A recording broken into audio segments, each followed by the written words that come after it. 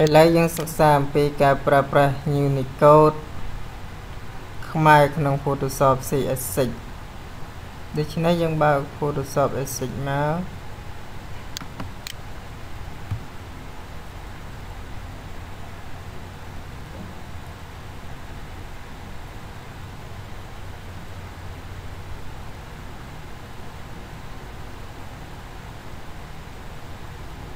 យើងរងចាំឲ្យ Photoshop ដំណើរការបន្តិច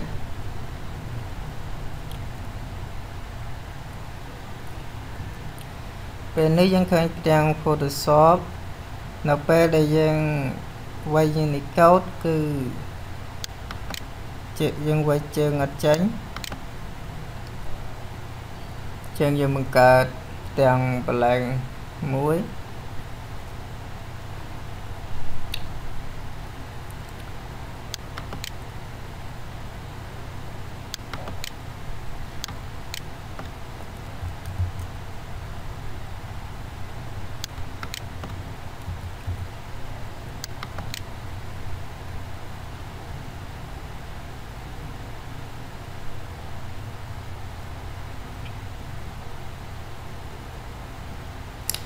យើងដូរទៅជា keyboard ខ្មែរ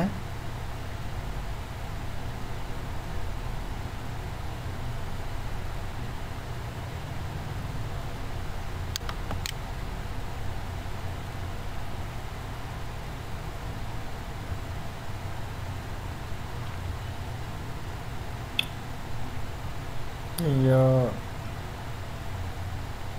តិចមក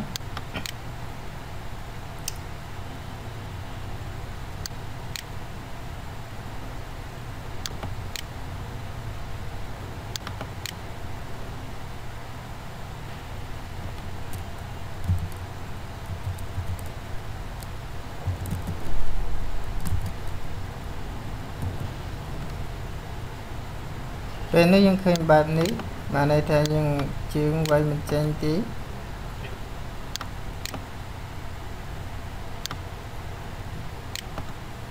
យើងដូរដាក់ផុតផ្សេងសាកមើល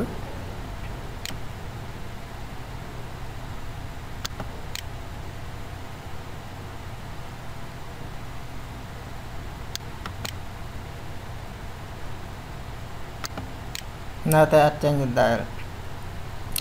ដូច្នេះដើម្បីវាយក្នុង Photoshop វាយ Unicode ឲ្យចេញជើងបាននោះយើងចូលទៅកាន់ពាក្យថា edit ពេលនេះយើងរកពាក្យថា reference យក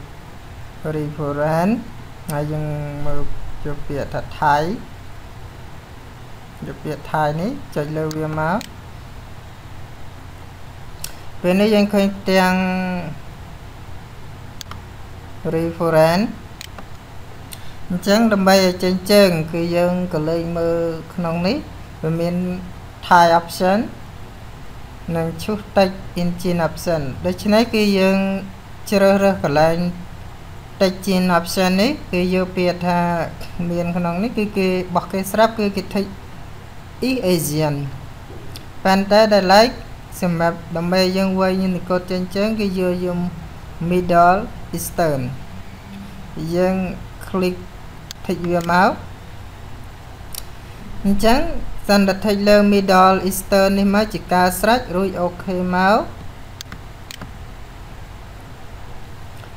ពេលនោះយើងវាយសាកមើលទៀត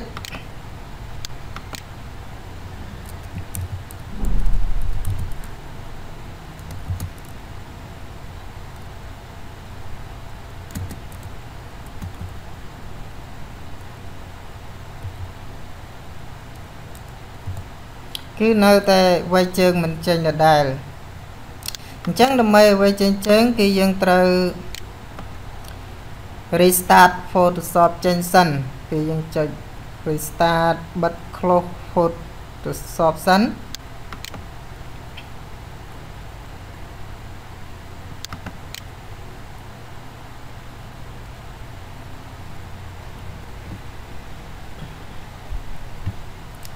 រួចហើយគឺយើងចុចបើក Photoshop វិញ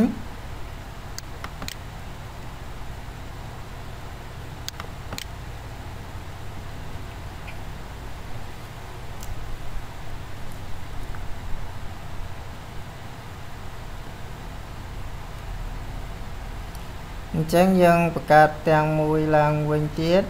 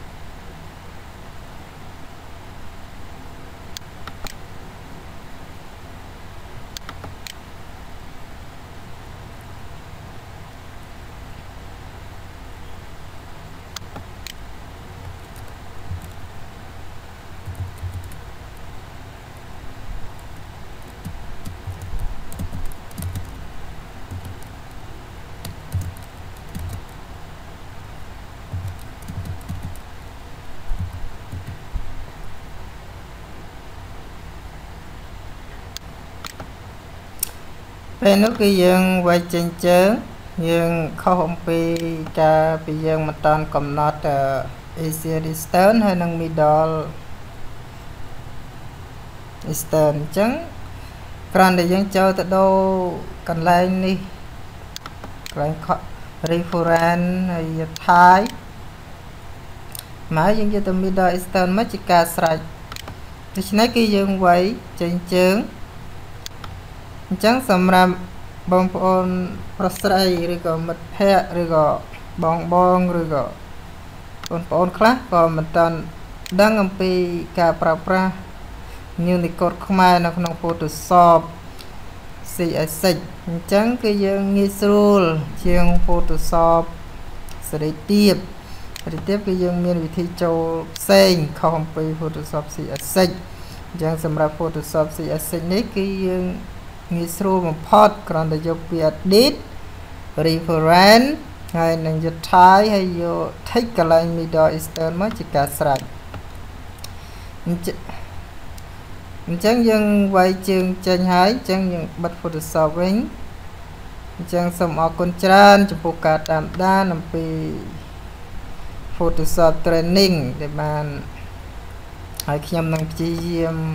បន្តស្វែងរកគន្លឹះថ្មីទៀតដើម្បីអាប់ឡូតទៅលើWeb Blogspot